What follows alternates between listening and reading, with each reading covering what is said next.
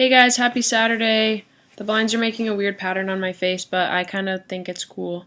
So I'm just going to make my video with lines on my face. The topic this week, I just got back from rugby and I didn't have time to make my video before rugby because I had my mom in town, and so it's going up a little bit late, and I'm sorry.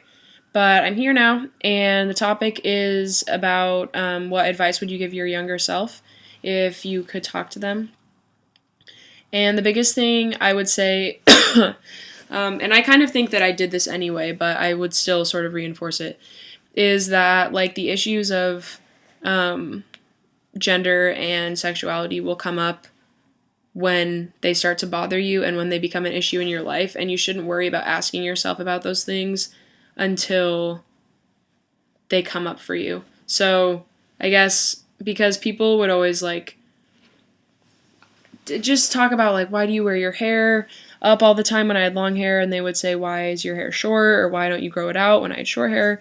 So just like I would tell myself to not worry about how I was different and just know that like whatever resolution needed to happen in order for me to like understand why I was that way and why other people were a different way and what that meant for how I identified and all of that stuff, in terms of being just generally gender like nonconformist and whatever, like all those questions and those identities and that realization will come later, and to just like be a kid and not worry about what other people are saying and how you're different than everybody, because I grew up in a bubble, and all of us grow up in a bubble, whether it's a very accepting, diverse bubble or whether it's like the opposite.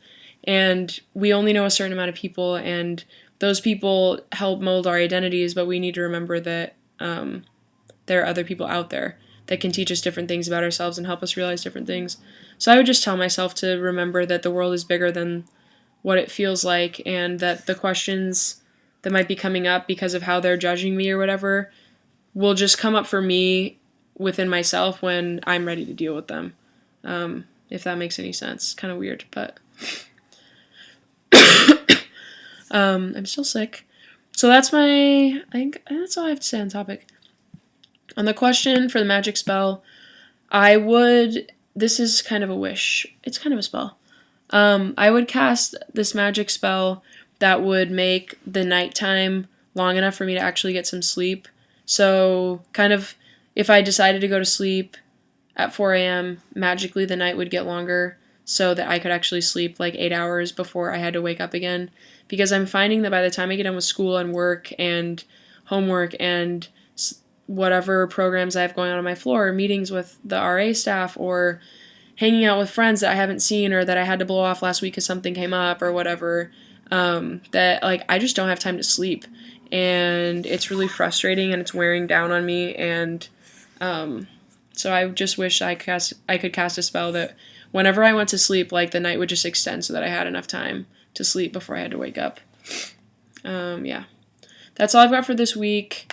I will see you guys next week, possibly. I'm going to be going off campus and out of town, sort of. But I think I will be able to post my video in the morning before I leave. So I will see you guys next week. Have an awesome weekend and an awesome Halloween. And if my mother is watching this, thank you for coming to Seattle to watch me play. And I enjoyed having you here. And I hope you have a safe flight home. And I will talk to you soon. Bye, guys. Thanks for watching.